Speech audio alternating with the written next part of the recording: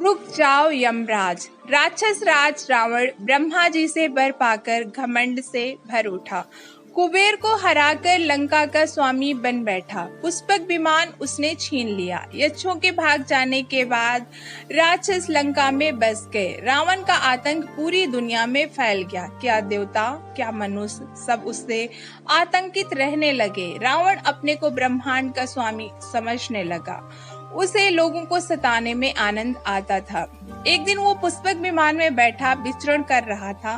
तभी बादलों के बीच जाते देवर्षि नारद जी दिखाई दिए। रावण ने उन्हें प्रणाम किया। नारद जी बोले, रावण, ब्रह्मा जी से वर पाकर तुम्हारा बल बहुत बढ़ गया है। तुम सबको जीत चुके हो, पर एक बात फिर भी मेरी समझ में नहीं आती। तुम बेचारे मनुष्यों को क्यों मारते हो? अगर तुम्हें अपनी शक्ति सचमुच दिखानी है तो यमराज के पास जाओ, उनसे युद्ध करो। सबको अपने लोक में बुलाने वाले यमराज को जीतकर ही तुम विश्व विजेता कहला सकते हो। नारद जी की बात सुनकर रावण बोला, देवर्षि, ये तो आपने ठीक कहा। मैंने प्रतिज्ञा की है कि मैं चारों लोकपालों को परास्त करूंगा। मैं अभी यमपुरी जाता हूँ। सब प्राणियों को मृत्यु देने वाले सूरपुत्र यम को मैं मार डालूंगा। इतना कहकर रावण दक्षिण दिशा में चल पड़ा।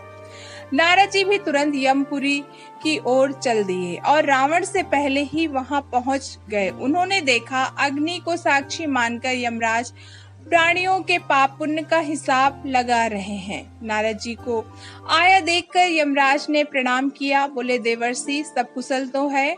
आज आपका आना कैसे हुआ? नारद जी बोले, मैं आपको एक महत्वपूर्ण सूचना देने आया हूँ।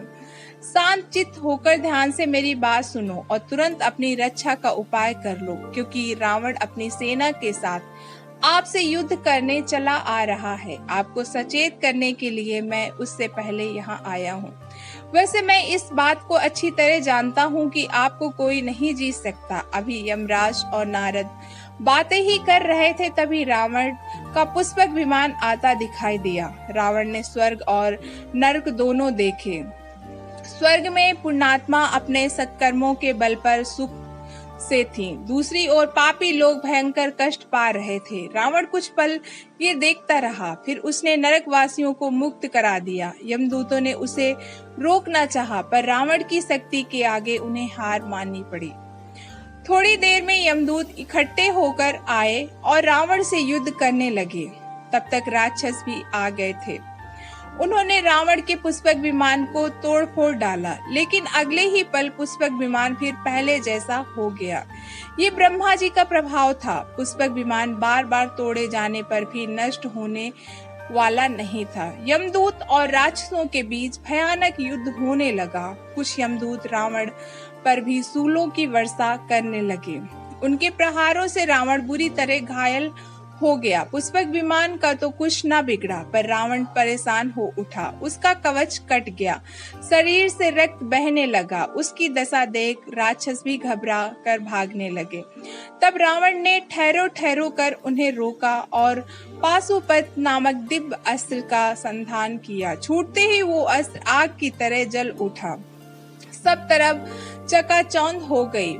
पाशुपत के प्रभाव से यमराज के सैनिक धराशाही हो गए, एक भी ना बचा। ये देखकर रावण जोर से हंसा और बोला, मैंने यमराज को जीत लिया। रावण का सिंहनाद सुनकर सूरपुत्र यम क्रोध से भर उठे। उनका सारथी तुरंत दिव्य रथ ले आया।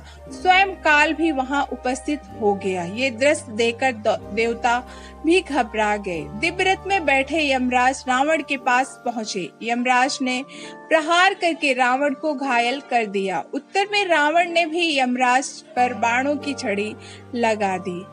रावण समझ गया कि यमराज को जीतना कठिन है, पर युद्ध भूमि से भागना भी उसे स्वीकार नहीं था।